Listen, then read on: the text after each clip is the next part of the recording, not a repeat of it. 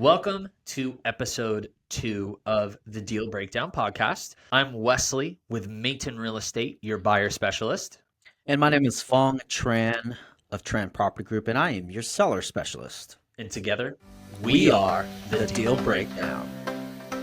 So we're stuck with a house that isn't in the best condition, has a dancer pole in the living room, and a seller that is almost erratic and hard to work with and doesn't communicate well. Today, we are starting the format that we are going to be using for every episode after this. There might be special episodes. However, every episode, normal episode, is going to be each of us sharing a current event that has happened within the last week or two that affects the real estate market. Fong will share his first. We'll discuss for about 5 to 10 minutes. Then I'll share mine. Same exact thing, sharing for 5 to 10 minutes, our thoughts on it. After that, we'll transition over to transaction stories. These are actual stories that myself and Fong have actually gone through with clients. Obviously, I will be telling you a story where I'm the buyer's agent representing the buyer, and Fong will be telling a story where he's the seller's agent representing a seller. So to kick everything off, I am going to shoot it over to our seller specialist, Fong Tran, to talk about a current event. Fong, take it away. I appreciate it, Wes. And so I think today's current event is something that's been ongoing and happening for quite some time, especially since the pandemic happened a few years ago. Recently, there's a massive exodus within downtown areas. And so, San Francisco, San Diego, obviously California in itself. But today I want to specifically talk about what's happening within downtown Portland, our current local market.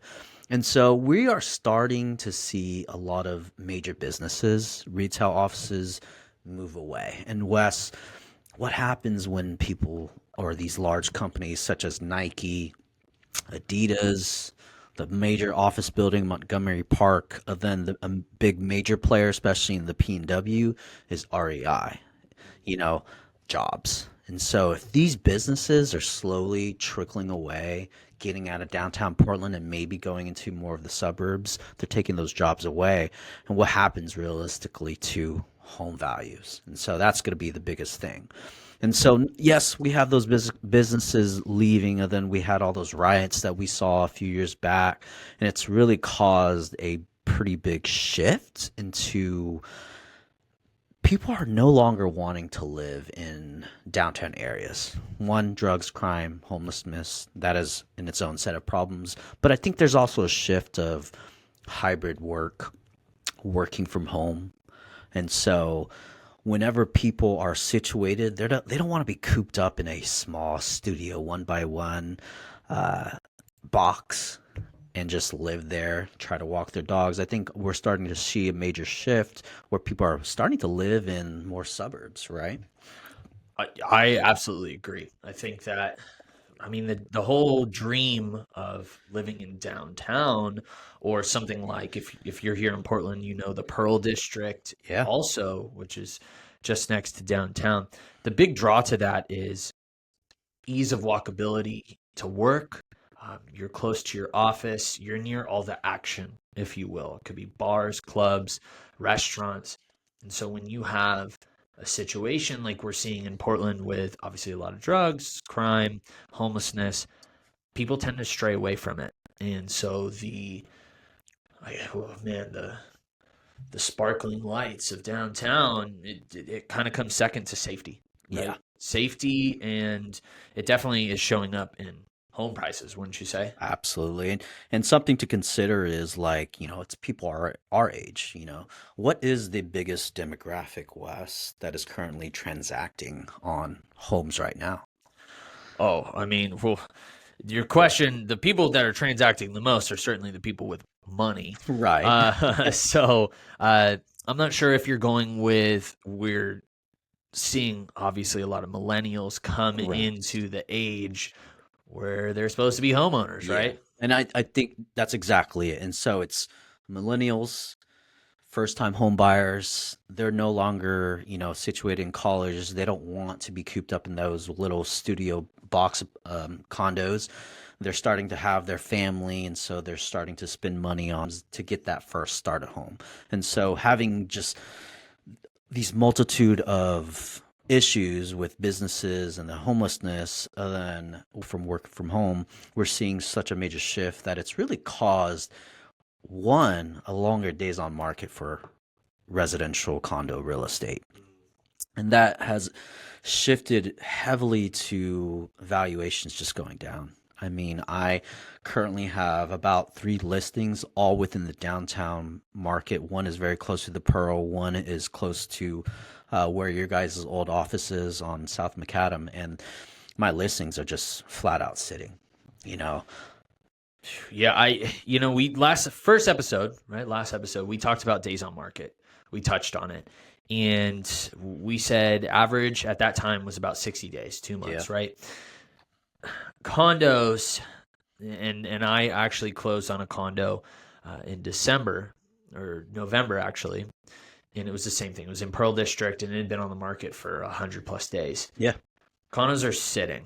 And again, I think it's in large part because the grandiose idea of this downtown area is slowly dying, and the prices tend to push a lot of people out. yeah, You look at a condo. The condo that I sold was a 2-bedroom, 2-bathroom condo, and it sold for $650,000. Jesus, That obviously is very expensive, and a lot of people are starting to think about affordability. Hey, maybe I drive yeah, 15, 20 minutes to work, and I could get a 3-bedroom, 2-bath with a yard, yeah, my own driveway, garage for the same, if not less, than what you yeah, would get for a condo in a downtown yeah. area. Quality of life. I mean, it's just much cheaper because one with a condo or even a townhome within downtown Portland, you have these expensive HOA fees. And we can get into another episode about HOAs in itself because, is it your friend or is it your foe? But if you're spending, three, four, $5,000 on a $650,000 condo in downtown Portland, plus you're spending another grand for an HOA fee, that is just so expensive. And so you're absolutely right. I think the grandioso of having a downtown living is just no longer in today's day and age. You mentioned HOAs. Maybe you don't want to talk about it. In that same condo, HOAs were $1,100 a month. Yeah. Now, this buyer was cash, so they didn't have the question of affordability when it came to interest rates. Right. Right. And a major factor for buyers when they are purchasing a home, they're getting pre-approved, whatever, is debt to income ratio. With higher interest rates, obviously their monthly payment's going to be higher. So they have to consider, is this mortgage going to be 50% or less of my income per month? Lenders are also going to factor in your HOA fees. If you're in a condo, especially Pearl District, especially South Waterfront, another popular downtown area, HOAs are about $1,000 a month. And on this condo, it was $1,100 a month. And Funk, guess what amenities came with $1,100 a month? Sewer, trash, water, those are pretty common paying for some of the utilities, but management, insurance. Yep. Management and insurance. That's it. Yeah. No shared space, mind you, in this condo. No shared space. She has a parking spot, which I guess if you want to talk about like the amount of money you would pay per month for a parking spot in Pearl or downtown, yeah, you could argue that that's baked into it. But $1,100 a month, and you're getting a few of your utilities paid for. You're getting a parking space and an underground garage. That's it. People are just not seeing the worth in HOAs, and there is nothing telling these HOAs that they can't raise their fees every year, let alone special assessments. Yeah. So Yeah.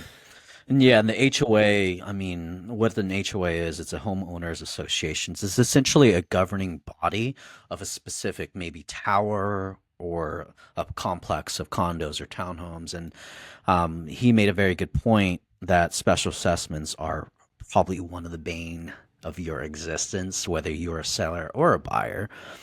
And again, we can always talk about it in a later episode, but it's one of those things you always have to talk to a professional and like, is it your HOA a friend or a foe in whatever situation? Because HOAs do have a benefit, Wes, because living in downtown Portland, yeah, we can talk all day about the negatives, but you have access to a lot of amenities. I mean, restaurants, you have Pearl, food, especially with Portland being such a big foodie city, right?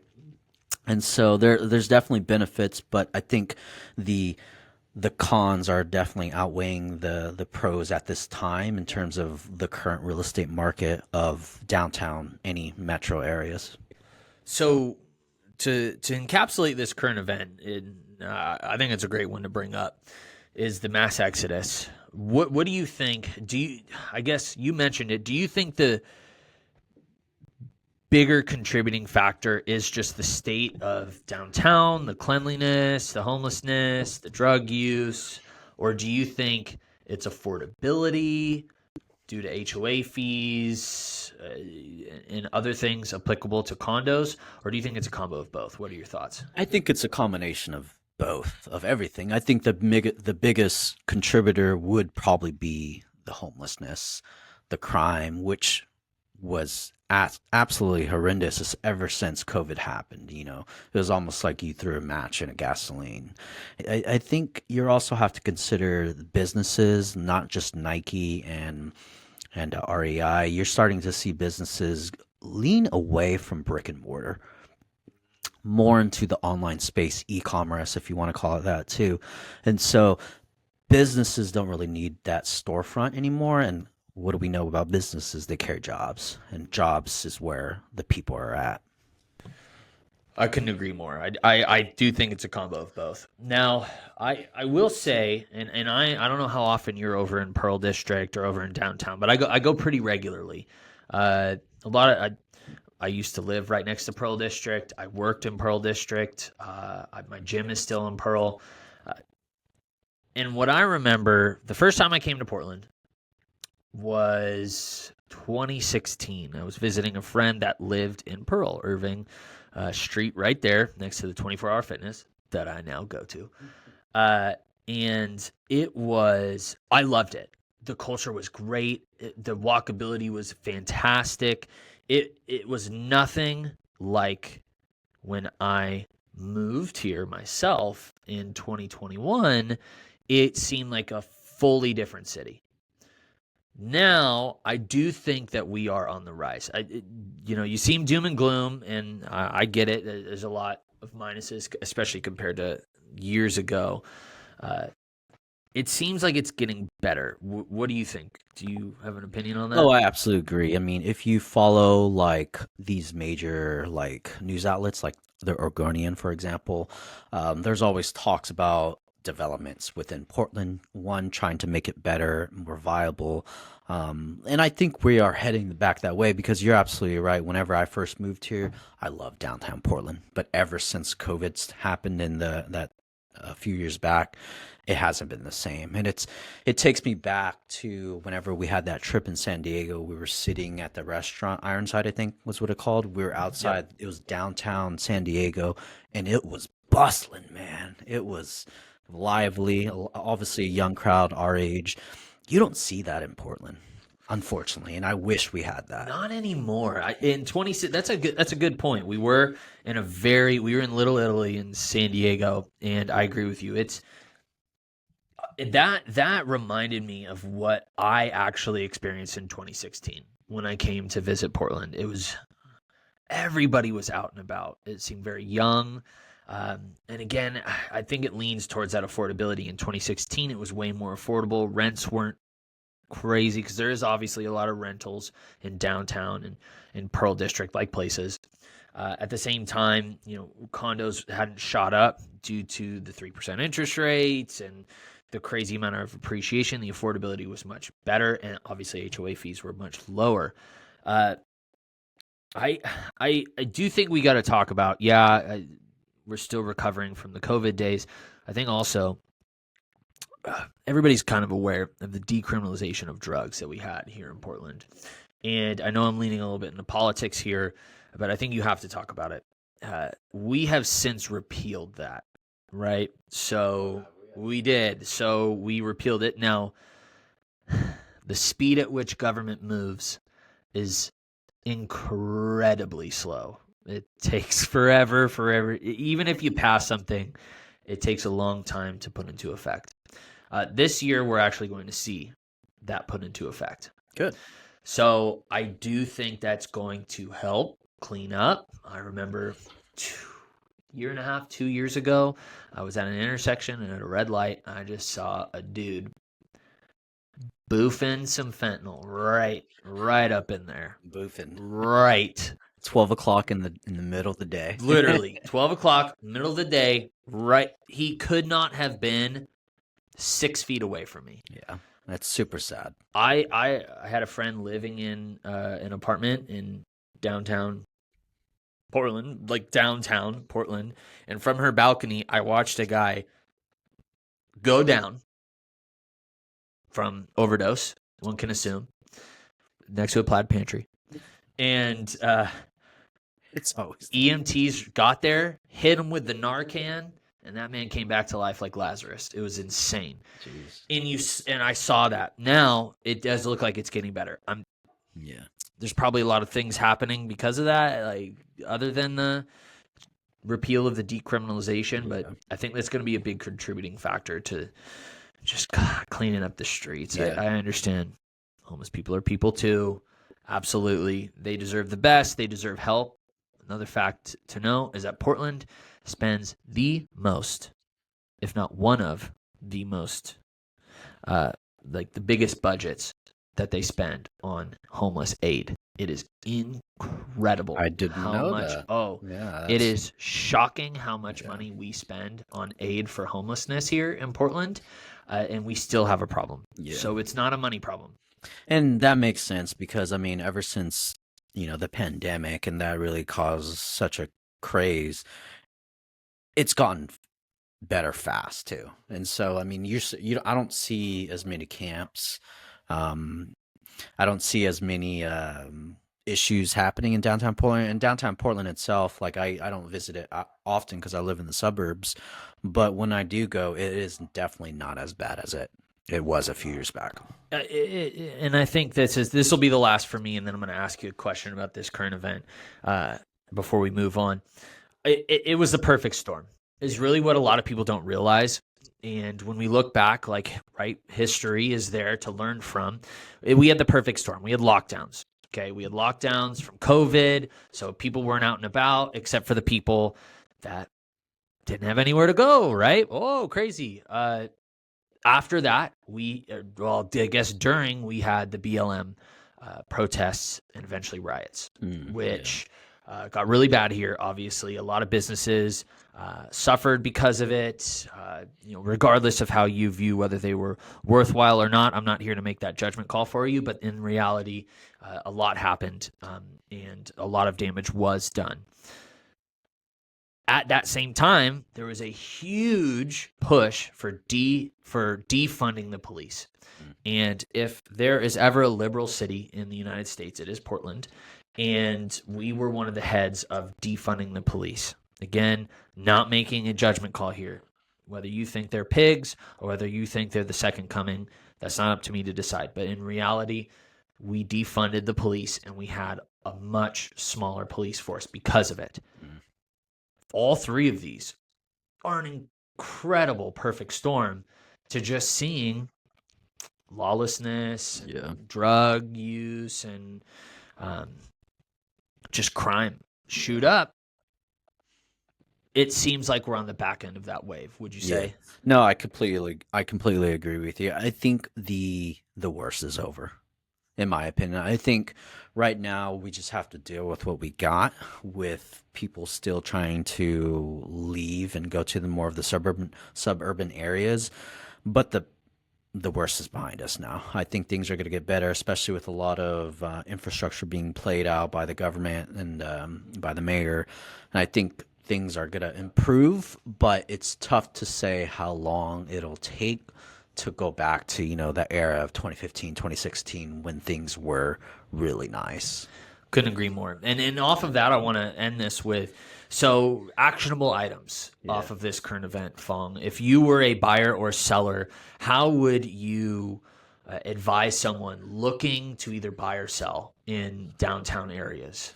Yeah, when it comes to specifically selling, I think the first thing you need to talk about or look at with your agent is really look at the HOA documents. Are there enough reserves? Is the financials sound? Is there upcoming special assessments?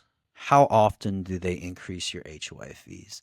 And all this plays in the effect of what you're going to do to make that move, because if there's special assessments, if there's constant HOA fees going up, then what happens to your dollar? It's just going to slowly eat at you. And if you're making the same buck per year, but living costs are going up, then you have to make that judgment call if you're ready to make a move into more of the suburban areas. To end on that, I think the best route to go is to really hire an agent who knows the downtown Portland market and who is realistic, to be honest with you, because you have agents, especially listing agents, who just want the listing. They just want the contract, right, Wes? And so they're going to sing you a song and dance all night long, tell you it's going to sell in 2 weeks. But let's be honest, unless you're pricing it very aggressively, a condo in downtown Portland won't sell in 2 weeks. It's going to take some time. Like I said at the beginning, I have 3 listings. Pretty sure all of them are above like 120 days on market, which sucks. But that is the average for downtown Portland. Yeah. Agree. It's a reality check, and that's what I think you're saying is you need to hire an agent that's going to talk to you in reality and not this fictitious era of course we'll sell it for whatever you want. Yeah.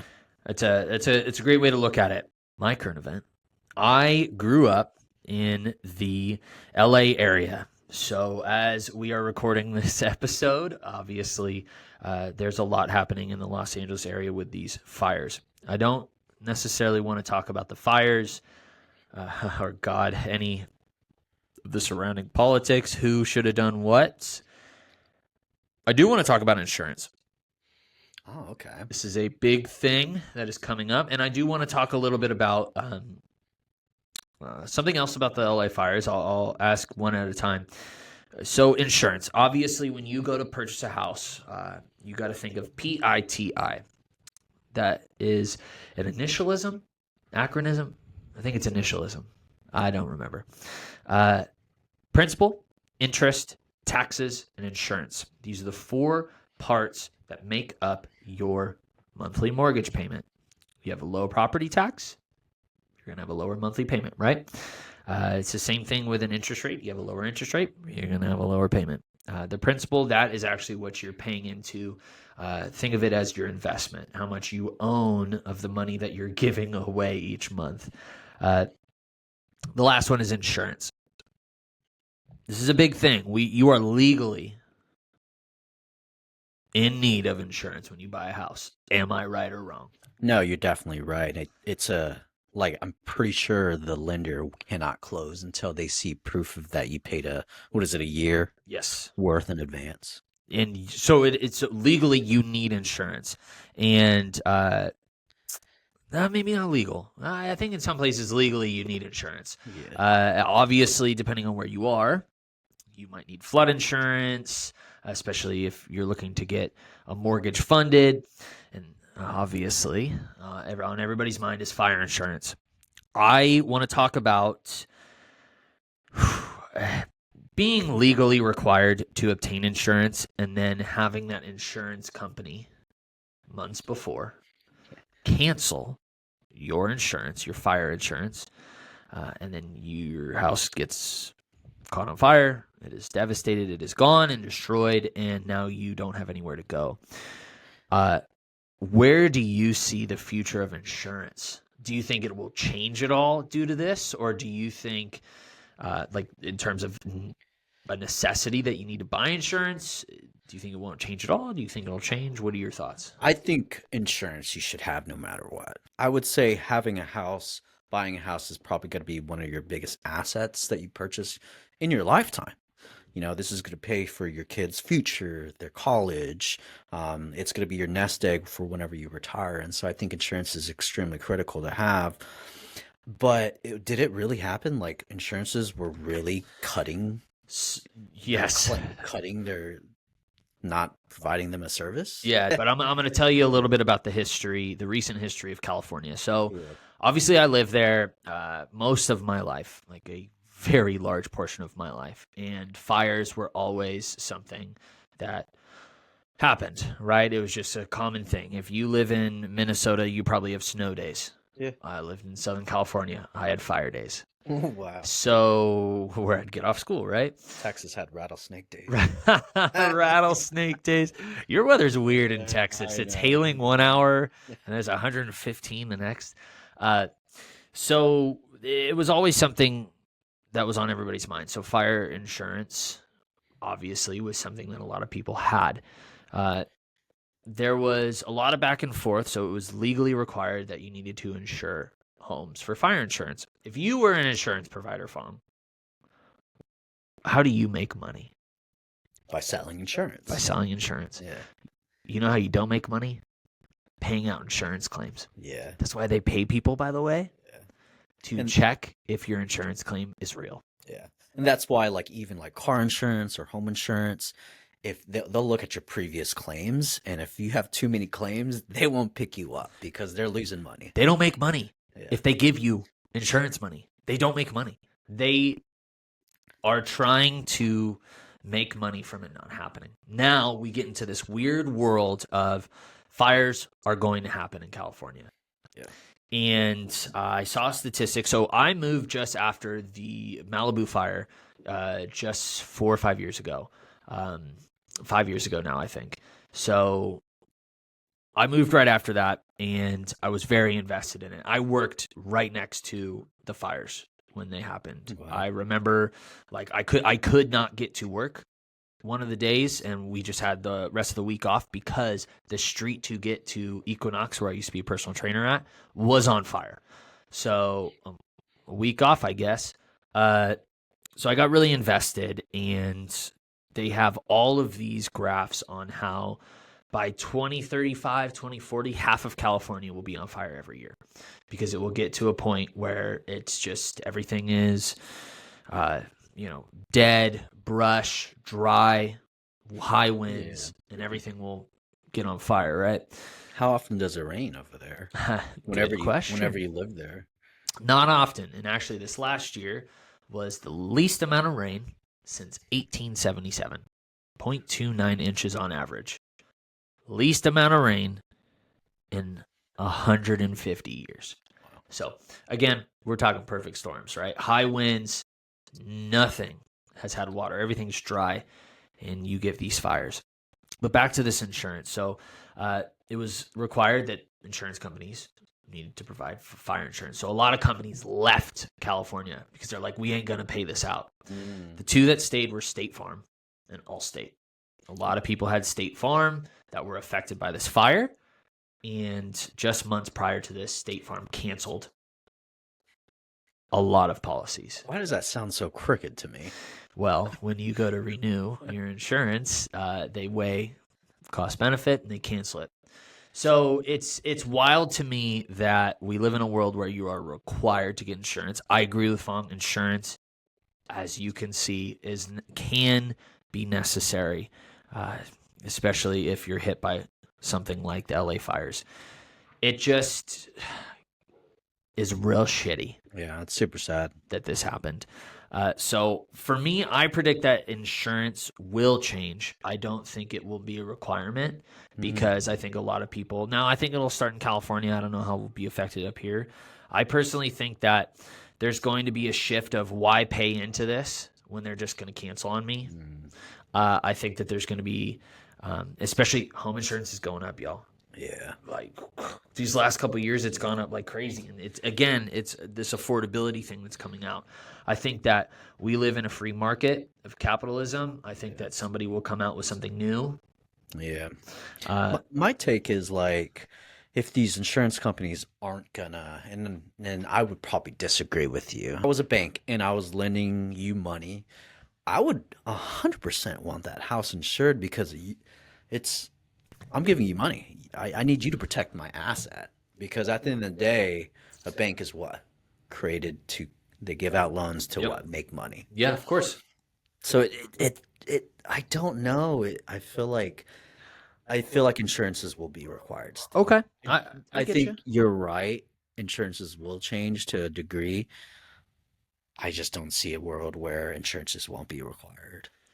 Yeah, and you're probably right. I think that this is going to be more towards entering the conversation of what the heck's the future of insurance. For sure. Um, let's say you're a bank and an insurance company cancels one of your assets that you own on, Yeah. right? The collateral that is your house that you you own 400,000 of, and maybe the buyer, the owner owns 100,000 of. Are you pissed off that they cancel your fire insurance? Yeah, I Of guess course you're you right. are. Because at the end of the day, I guess you're right. Because they can just cancel at any moment's notice. I honestly, in the short term, State Farm's about to get sued out the wazoo.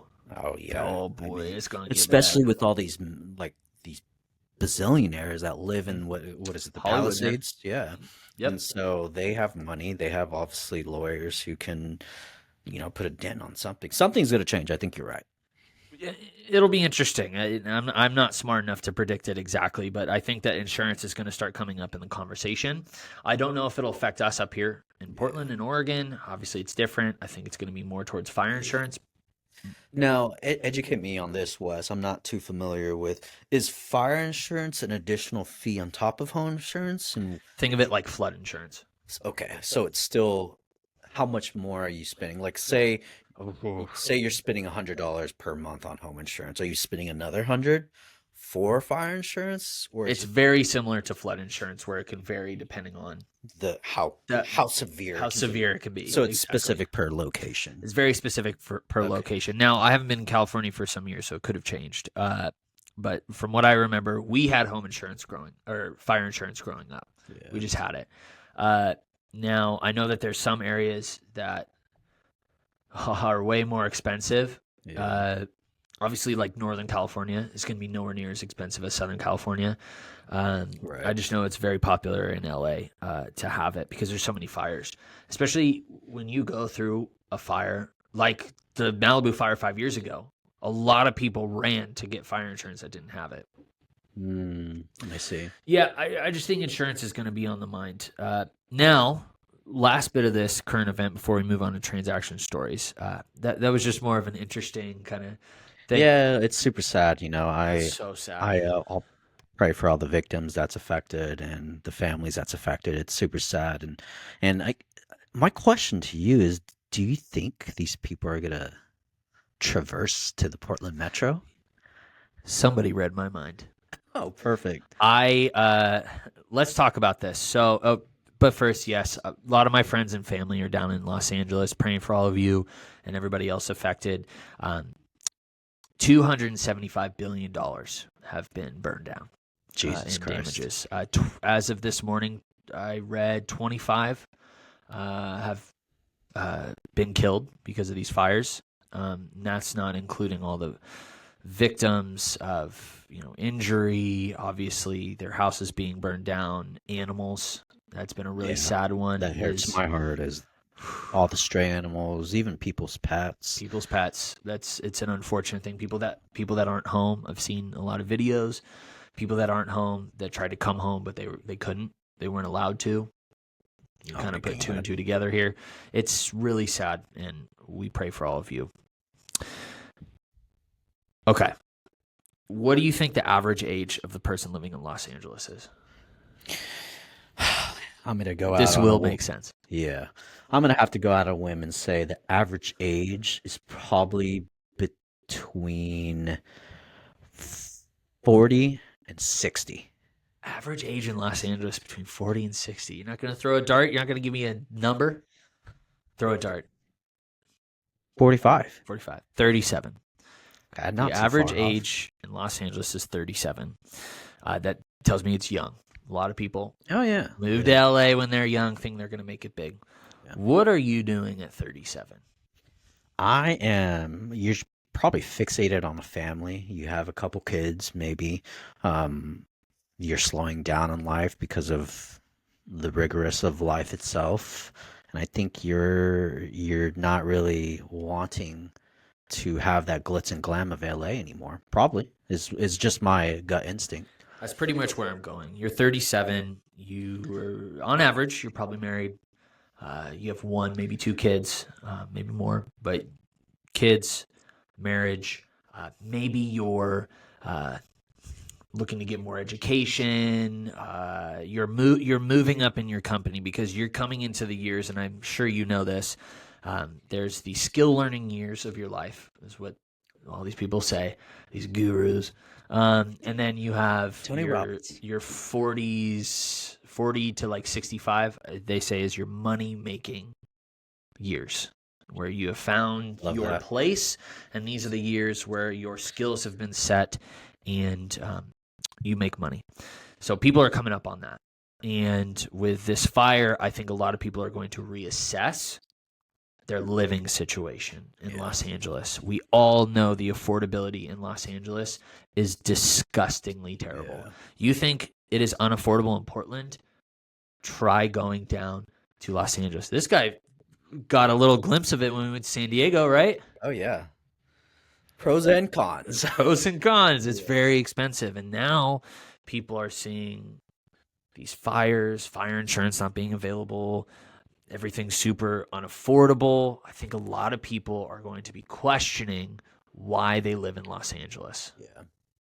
Yeah, I mean, and with Portland being the cheapest city on the West Coast, I feel like it only makes sense that Portland, Oregon is going to be one of the destinations. Vegas is probably another one, Phoenix, since they're all close to California in itself. And so I think a lot of people are going to traverse up here. Maybe it's going to help the downtown Portland market a little bit. Yep. It really might, because it's funny. I go to downtown Portland. Maybe this is why I'm a little less doom and gloom, because I obviously been in downtown Los Angeles quite a bit. This is light mode. This is easy mode, y'all. You have no clue. This is nothing, man. I think a lot of people are going to move up here. You mentioned that we are the most affordable city on the West Coast. When we think about the major metropolitan areas on the West Coast, San Diego, San Francisco, San Jose, Los Angeles, and Seattle all come to mind. Yep. Right after that is Portland, Oregon. So when we see the affordability of all these other cities and towns, obviously Portland is the next place to go. Yeah. So I do actually think a lot of people are going to be pushing up here. Hell, last year, 50% of the people I worked with were from Oh, California. absolutely. And I mean, we've both helped just within this past year. A lot of people move from California. I'm helping two clients right now, moving from, I believe it's the San Jose area to Portland, Oregon. And so, For a good time, San Jose was actually the most expensive city to live in. And then San Diego overtook it these last 2 years. Shout out to San Diego. Yeah, I think people from California are going to move up here. Their dollars go a lot further. stretches, yeah.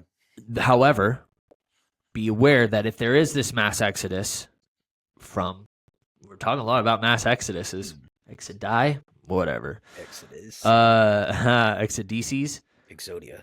obliterate. And I think we're going to see a good portion of people coming up from California to here. However, if you live here in the Portland metro area, what does that mean for you? What does that mean today? What is the advice I'm going to give you? People, if you do not own a home here in Portland, Oregon, because you fear the prices compared to 10 years ago, 5 years ago, get ready. Yeah, no, you're right. I think valuations are just going to skyrocket at this point. If our predictions are true, if there is an exodus from California to Portland, Oregon, then Jesus, prices are just going to skyrocket. Then not only just that, they bring their own politics, their own culture of California to Portland, and so I think there's going to be a change. It's tough to say if it's going to be for the better or worse, but I think valuations in terms of the real estate market itself, I think it's going to increase. It absolutely will. And I think that's a big reason why we see these articles saying that Portland is going to be the next, like, what, number three city that's going to be the next to hit a median price of $1 million. Get in now, folks. It's just like I talked about in episode 1. The best time to have bought real estate was 20 years ago. The next best time is right now. And that's because you want to ride the wave of appreciation. If we do see a lot of people coming up from California, you're only going to benefit. Yeah. So that's my advice, is get into the market if you can, right? Make that sacrifice if you can. If you can't, get prepped. Yeah. We're going to see a big wave. I think buying a house or even selling a property to even potentially move up, it's very confusing. And so I think if you guys are interested in just learning more about even how to buy a house or even getting pre-approved or even just wanting to get a question answered, reach out to one of us. I mean, we're on Facebook, we're on Instagram, we're on TikTok. Fingers crossed it doesn't get banned.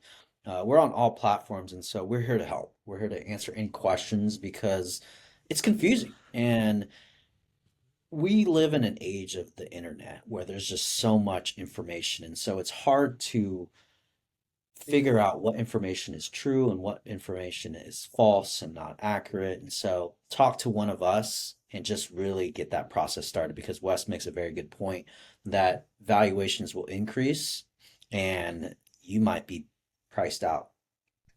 Could not have said it better myself. We're going to take a break right now before we get into our transaction stories. So we'll be right back. All right, welcome back. Hopefully that was a seamless transition, like we were never gone. So now we're going to go into transaction stories, and I just went over my current event, and so I'm going to shoot it over to you, Fong. Tell us a transaction story where our listeners can learn from it. Yeah, and so the first story that I can probably talk about is a seller that I helped sell last year. And let me just back it up a little bit. So I got this lead from a phone call, and so through the Google. And so she essentially was like, hey, come list with me. So it was one of those leads. It was like, great. Yeah, I'm there like tomorrow. And so I get there, and the first thing, I open the door, and the first thing I noticed was a dancer pole. Oh, God. And so my initial instinct or reaction was like, oh gosh, I'm in for a ride. I do my spiel. I look around the house. I'm looking at the condition. I'm looking at updates, how the furnace is, how the AC is, what is the countertops like, what's the cabinets like. And so the reason why I do this whenever I'm previewing a home is to really assess the value, is looking at the condition. And so this is extremely important, because when a buyer is looking at a house, they're comparing your house with 4 or 5 other houses. And so it's all based off of what type of finishes you have, what the condition is, how nice your paint is, stuff like that. And so I'm walking around and I see this dancer pole, and I'm just like, oh my gosh, like, what am I getting myself into? But in the back of my mind, she pretty much was ready to list. And so, we get all the paperwork signed, and she wasn't in the best condition either physically. And so we get on market, right, Wes, and we start getting inquiries. People are calling me. I'm getting emails. People are asking about the property, because this home was in Southeast Portland in a pretty desirable neighborhood. And so I start reaching back out to her, and we're probably on the market for 1 week, and then she starts ghosting me. And I'm just like, I don't really think too much of it. And then I keep trying. I'm calling her, I'm texting her, I'm emailing her, no response. 2 weeks go by, and I'm trying to get a hold of her. I start getting offers. I'm like, great. Now I for sure have to start talking to her because these offers, they have an expiration of 24, 48 hours, right? Usually. And so still nothing. I'm freaking out, you know. I'm talking to my principal broker, I'm talking to you guys. I'm like, I don't know what to do. Come to find out, I get a random call from my seller's mom, and she informs me that she's in jail. And I'm like, oh my God, she's in jail. Like, how do I even talk to her? And so I talk to the mom. I figure out which county jail she's in, and then I go visit her because I need to talk to her. But she doesn't allow me to visit her whenever I get to the jail. So I'm just like, at this point, how do I sell a house if you won't even communicate with me? And during this whole, 3, 4 week span of being on the market, just the lack of communication was difficult for getting anything done because I was getting offers, but I can't really put anything on stone, get anything under contract unless I get approval from the seller. And she eventually gets out of jail. I talk to her and we kind of figure things out. But by then, we're like 2 months in. We're no longer page 1 on Zillow. We're like page 10. And these buyers that I've been trying to keep up with, they've moved on to other houses, unfortunately, which is common. It's expected. And so we're stuck with a house that isn't in the best condition, has a dancer pole in the living room, and a seller that is almost erratic and hard to work with and doesn't communicate well. She'll tell me, hey, I need you to come over and get this specific document signed out of her house. I show up and she's not there. And so it was that rigmarole. And so what I learned from this specific transaction is sometimes the easy ones aren't so easy. Sheesh. Wow. I remember when this was happening to you. Yeah. I remember you were freaking out about what the hell you needed to do and you going to jail. I guess my question to you is, what could you have changed? Do you think you could have changed anything? Or is this just one of those scenarios that's just rough? I think it's one of those scenarios that is just rough. I think I probably would have been more on it at the very beginning, like day one, be on it, like start talking to her rather than being on market, waiting a couple days, and then reaching out for an update. My initial gut reaction of like seeing the dancer pole and her physical attributes as well as the condition of the house, I should have been more like alarmed and should have been like, okay, like maybe I should be on top of this specific seller so I can get everyone across to the finish line. Let me give you some grace here, though. I think that if I was going to jail and my house was listed, I'd probably call my realtor. Yeah, So don't put that all in you. for sure. Why were you getting so many offers? It sounds like, Jesus, you got a lot of offers. We got 3 offers from the get-go because it was a desirable area. We were priced relatively good, but I couldn't get any of these offers on paper or even under contract because I lost communication with the seller. And so it became frustrating, especially towards the end, because eventually we did sell. But here is something for sellers to learn is when you're on the market for 3-4 months, it's a very long time. You're page 10, 11, 12 on Zillow, Redfin, Realtor.com. You actually start losing equity and value in your house whenever you're listed for that long because people are overlooking your house and they're thinking in their minds, especially like Wes, would you agree? Like, if a buyer would probably be like, there's something wrong with the house. Oh, absolutely. I'm working with someone right now, and days on market very high, and also their price lower than everybody else in the market nearby. Their first question, what's wrong with the house? Yeah. Absolutely. Yeah. And we started at, I believe, 500K Take a wild guess where we ended at because Oh we were God. on the market for. Let me just preface this. The home's condition wasn't the best. It wasn't terrible. It wasn't, I wouldn't consider like a total fixture, but it needed updates. The roof still had probably 3 to 5 years left on it. It had Oh, that okay. it had the dancer pole in the middle. It had some countertops were a little chipped up and cracks within it. Overall, I mean, it needed work, all DIY and mostly cosmetic, but we started at 500K. Ended on days on market was like 3 to 4 months long. Take a wild guess where we ended at. Oh God. Again, started at 500K. Okay. I'm gonna shoot low here. I'm gonna say 400. Lower. No. Oh my God. 350. Lower. We can keep playing this. 300. 290. Oh. Whoa. 290. That's almost 50%. This was one of my headache deals because one, the seller in itself, two, the situation where I was just shooting myself in the foot. Like I had two good offers at the beginning, not necessarily at listing price, but relatively in the same ballpark. But more than 290. Oh, by far. God, wow. And I mean, the education point of this specific story is communication is key.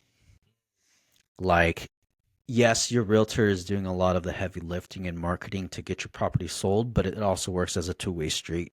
You have to communicate. You also have to aid us in allowing showings and showing the property well, cleaning for these showings, and making sure that everything is top notch on your side, so it makes it easier for everyone. And the 4 month, the 4 month days on market, we still close probably another 30 to 45 days later. And get this, Wes, there was a 60-day rent back period. So she was there for like another 2 months, and then the buyer had difficulty removing her. And I'm pretty sure she's gone now, but I think she ended up staying there for another like 3 months after the rent back period ended. And so, yeah. And so there are stipulations in the agreement to occupy addendum after close. It specifically said seller to lose 50 grand if the seller decides to not vacate at the end of the agreement, which is the 60-day rent back.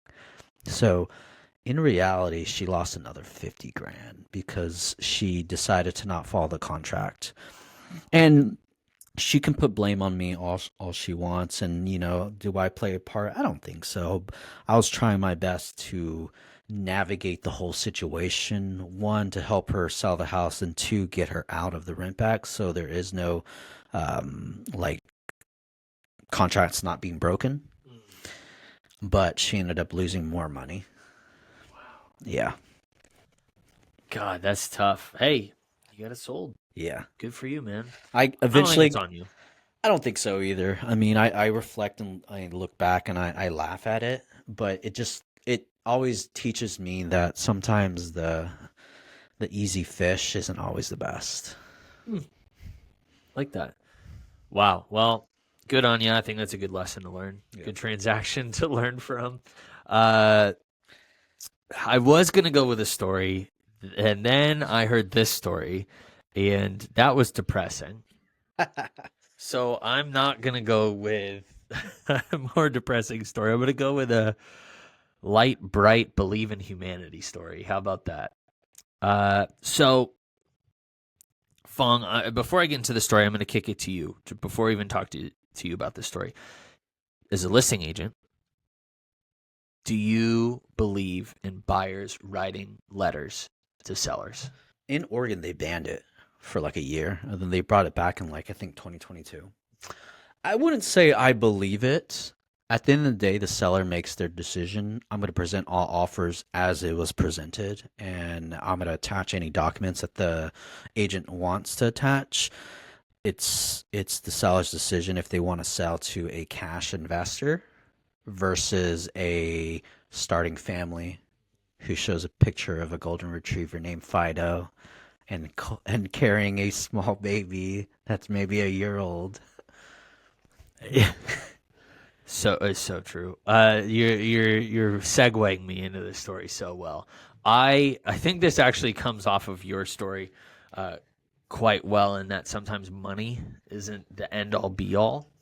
For some people, obviously, if it was, this person would have moved out and not lost $50,000. So my story, I represented the buyer, and we went to a manufactured home on real property. They were pre-approved up to a certain amount, and just keeping it all vague, it was in Dallas, Oregon. Didn't know it existed till I went there. Sounds like where Boston's from. Yeah. Oh God. Dallas, Oregon.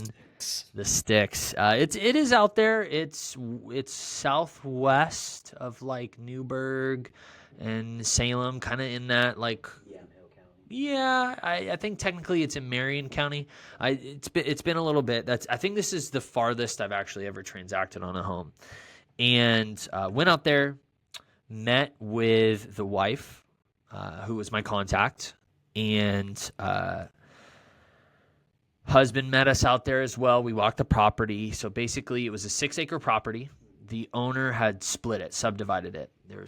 The reason she subdivided this property was so that she could continue to own the 3 acres behind them and not have anything developed. Okay. Just big open pasture. She was talking about maybe even selling it to the county or whatever. Because let me just tell you, it is gorgeous. This manufactured home, it's a small manufactured home, but the property is really what you wanted because it was on top of a hill and it looked out into these rolling hills and fields and trees, and it's like fucking Bambi's about to jump across and rainbows. It seriously, it was kind of a movie scape. It was gorgeous. And we went out, and I did not believe in letters at all. Right. This is towards the beginning of my career. I did not believe in letters. I thought that was stupid. I thought sellers were like, is this even allowed? But also, the sellers aren't going to care. They want money and they want to go somewhere. So we put in a letter with our offer. And I didn't write the letter. My clients wrote the offer. They asked me, can we write a letter? And I'm like, yeah, of course you can. So they write a letter. They include pictures of themselves. And no Fido, but there was a dog. In these pictures, we were competing with another offer, and our offer was lower. How much lower? 10,000? No, okay. 5,000. Sorry, 5,000. Which is still a lot. Still a good chunk of change, Yeah. and the price point was 450. Or 475. We'll get to the 450 part, guys. It was 475, and the other offer was 480, and we included our letter, and they went with us.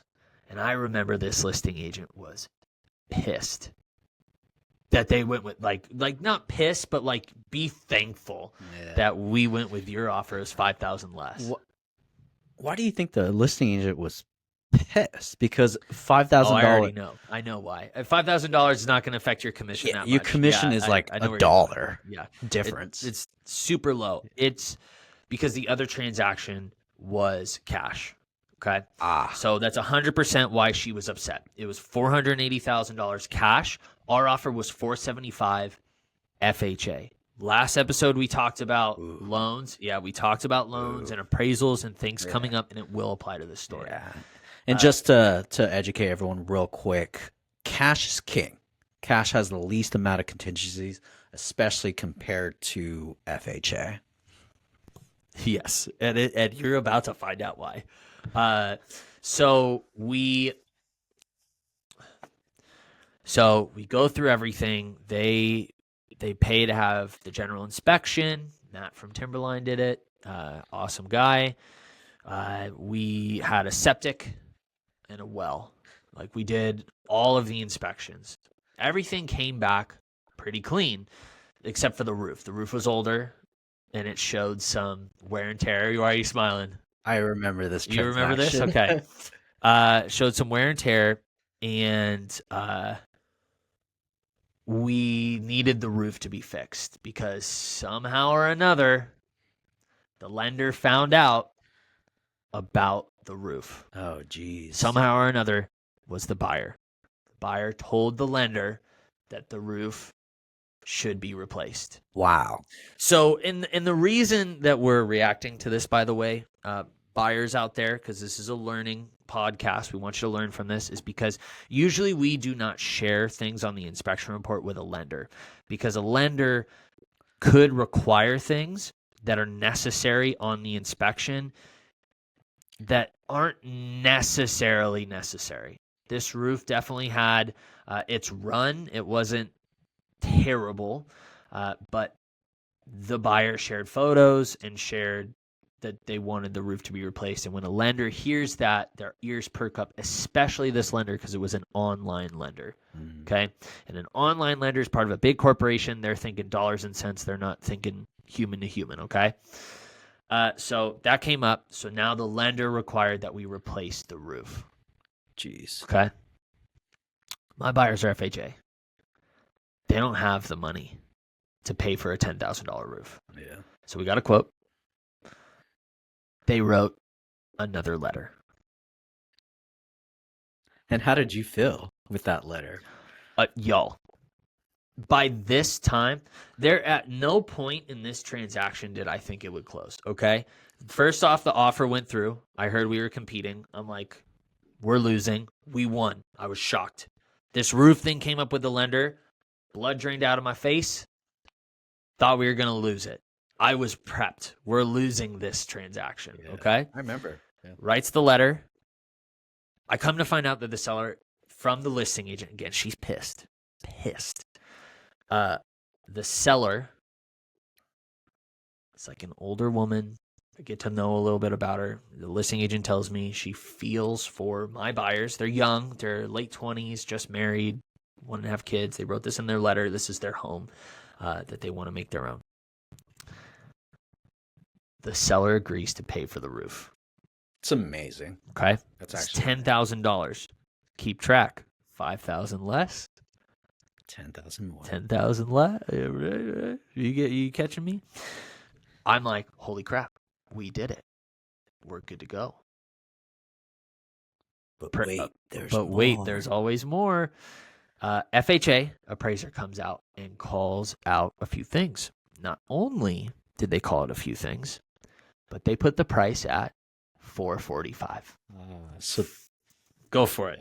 So this was an appraisal issue next. Next was an appraisal issue. It's not only, so there was a couple issues. So when you have an appraiser, they're looking at the value of the home. They're determining if what you're paying for it is worth what it is actually worth. Think about it like this. If you are an FHA buyer at $500,000, bringing 3.5% down, essentially you own $18,000 of this house. The other bit of the money is coming from the lender, the person that holds the mortgage. So they own the $482,000 of the house that you don't own. Okay? So obviously, the person paying that large chunk of money, $482,000, wants to make sure that what they're buying is worth that much. Right? You want to make sure that the collateral on your loan makes sense. So an FHA appraiser comes out, and FHA is way more intense, like we talked about the episode before. They came out and determined that what we were paying $475 for the house was what the house was. It was not worth that. It was worth $445. So the bank is essentially saying that this house is worth $30,000 less. We're not going to give you those $30,000 you need to meet that $475. So now we come back to the table. Yeah. Okay. Either the buyer needs to pay that extra money to bring the gap, okay, in cash. What do we talk about? They don't have that money. Yeah. So now this falls to the seller. The seller can reduce the price down to $445. They write a third letter. Okay. And it worked. I was on my way to my parents' house. Halfway there, it takes about 6 hours from Portland. 3 hours in, I'm at a gas station. I get a call from the listing agent, assuming we're canceling, terminating. calling the other cash buyer. I remember it so crisp in my brain. It's one of those moments. She calls, she goes, "Well, Wesley, I don't know how, but you did it." That's crazy. Lowered the price to $445. So let's keep track, boys and girls. We were $5K less than the cash offer, $475. They had an offer at $480. Then they paid for a $10,000 roof, new roof. Then, also they had to fix all the FHA appraisal stuff that came out. They had to fix some of the paint and all this stuff is kind of cheap. But then they dropped it by $30,000. So this woman walked away from $35, $45 if you include the roof, $1,000 from the cash buyer because my clients wrote a letter and said, "We are real people. We're not investors." So cash is not always king, I guess. It sometimes does come down to letters. And I think that's a good learning moment is sometimes, a lot of times in these real estate transactions, we forget that people are buying from people. Obviously, there's investors out there. They're trying to make a quick buck. But most often, families are buying homes from families. And so, buyers, I will never, ever tell you not to write a letter. Yeah. I've had people ask me since then, should I write a letter? And my answer is always, absolutely, you should. Yeah.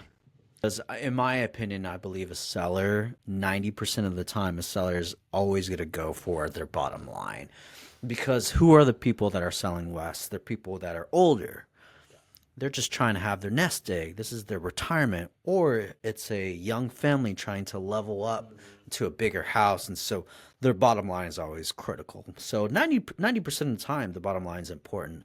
But the 10% of the time, when you do 3 love letters, guys, 3 freaking love letters, would it be safe to assume that this seller was probably an older?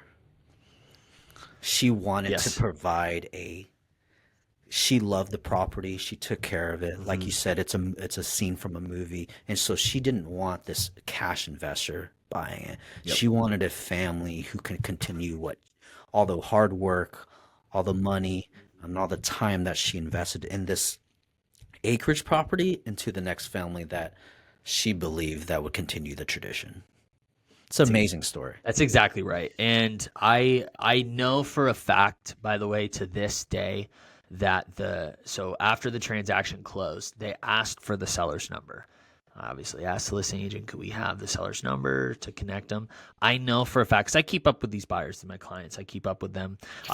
They're wonderful people. They wrote 3 letters. Like, they're wonderful human beings. And I'm telling you, like, if I could sell my house to them, like, I would. They're really, really great people.